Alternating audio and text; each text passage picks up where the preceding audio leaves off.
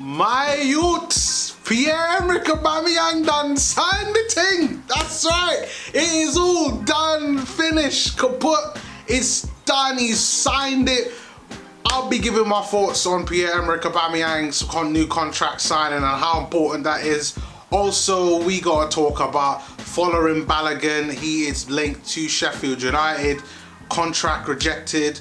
As well as some other news around Lucas Torreira I want to give my thoughts about. But boy, this video is about to start off with a bang.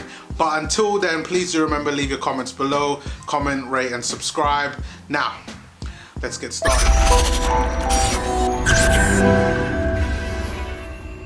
So, like I said in the start of the video, Aubameyang now.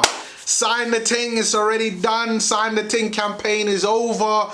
It is done, finished. Aubameyang has signed for us on a permanent new deal, which I believe is a 3-year contract for Arsenal.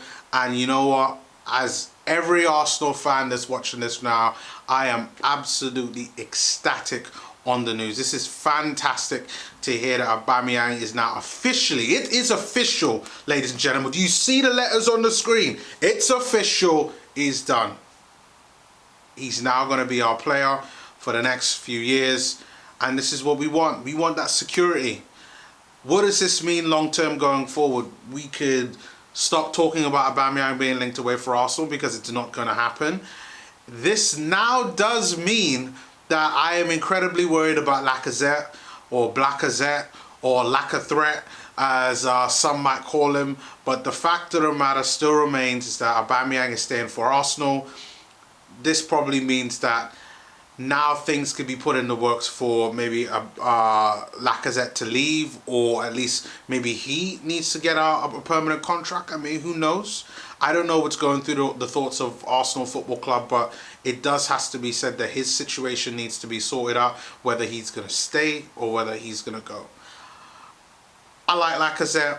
I just think that now the way how we play, we've kind of moved on from Lacazette and just require a little bit of a different skill set.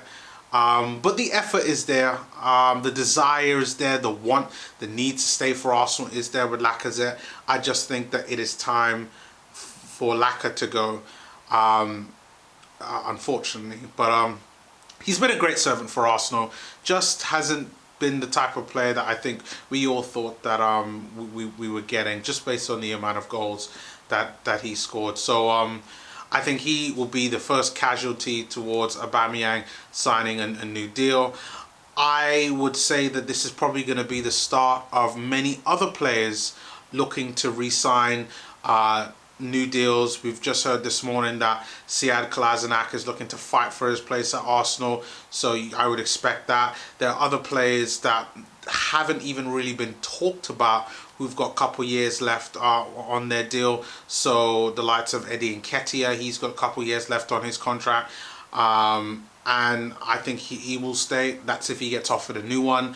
I think Reece Nelson's got about 2.5 years left now, so maybe some things got to start to be put around his way as well. But it's all good news around Aubameyang, around that. So be joyful, be happy, Arsenal fans.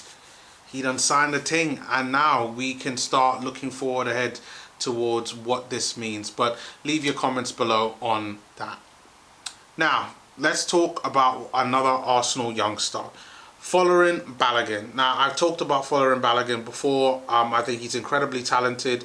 He's a type of striker that I would have loved to get an opportunity at Arsenal Football Club. Unfortunately, he has decided that he no longer wants to be at Arsenal. He's not signing a new contract. He's been offered various different deals from other clubs and will let his contract run down. But today it was told, about a couple of hours ago now, particularly from when you guys hear this, that Sheffield United just had a bid rejected from Arsenal for him, and that Arsenal are looking for 15 million for following Balogun. 15 million. Like, don't get me wrong, right? Like, I think following Balogun's great, but for a player who's got literally what, less than a year left on his contract will leave at the end of the season to go anywhere he damn well chooses. for Arsenal to reject the contract from Sheffield United, I mean, and the only way I even see why this would have even happened is unless Arsenal, for some reason, even if it's a little reason, believe that we have a chance of keeping following. Now, if that is the case, then it makes sense why they would reject it. Maybe there are negotiations going on. Like, we don't really know. I mean, we saw Tyrese John-Jules, who's gone to Doncaster. You got Martinelli, who's out injured until January. And chances are he probably even won't be match fit again until February. So, you know, it's just going to be... And if you're going to sell Lacazette, which the talks are that's what it is, there only leaves Eddie Nketiah. So you might actually need Following to be someone that could be there to step in.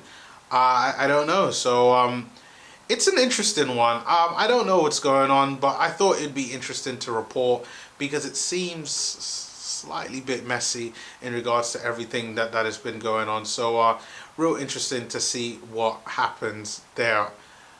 And finally, Lucas Torreira. So I like Lucas Torreira. I think he's great. I think he's a very good player. But a deal has been agreed with Torino. And you know what? In the next few days, Lucas Torreira will probably be leaving. And this video will probably be the last time that I ever talk about Lucas Torreira, unless we was to somehow face Torino in the Europa League or Champions League, which is unlikely. But, you know, he's been a good servant for Arsenal. I thought he started out his career at Arsenal pretty well. Didn't really get a fair crack at the rip under Emery in his second season, and as well under Ljungberg and Arteta. And I get it that, you know, he had an injury and he was still trying to get up to speed. And it's just unfortunate that, you know, he just didn't get the opportunity that I think was that he deserved, to be honest. Yes, I could see his deficiencies in that he's very short. I think he's about 5'6" or something like that, in and around that height range. Basically, he's a smurf in regards to height terms. And unfortunately, he is he's going to be gone. But for me, I'll always remember Lucas Torreira for the one goal, first season, and it was my first season as a season ticket holder at club level, and to see him score his first goal for Arsenal against Tottenham, take off his shirt and just, I mean, you just gotta love it, right? Just a passion. And that's one thing I'll remember about Lucas Torreira as well. So good luck to Lucas Torreira with everything. I hope everything works out in Torino, and unfortunately it didn't work out here at Arsenal. But, you know, from a fan of his, I'd just like to say, you know what, thanks and good luck. And that reaches to the end of the video. So guys, thank you once again for watching the video. Please do continue to comment, like and subscribe, and thank you all once again for all the good comments that's been coming in recently. And do leave your comments on Aubameyang. I'm assuming everybody's going to be happy with this. At least 90% of the people should be happy with this. I know there's always someone that's going to be negative out there saying, oh, but he's a bit old, isn't he? But whatever, you know. Best player, signs a new deal for the club. It's going to take him till he's, what, 33, 34 years old. So I'm loving it. So leave your comments below, like and subscribe, and I'll see you all next time. Peace.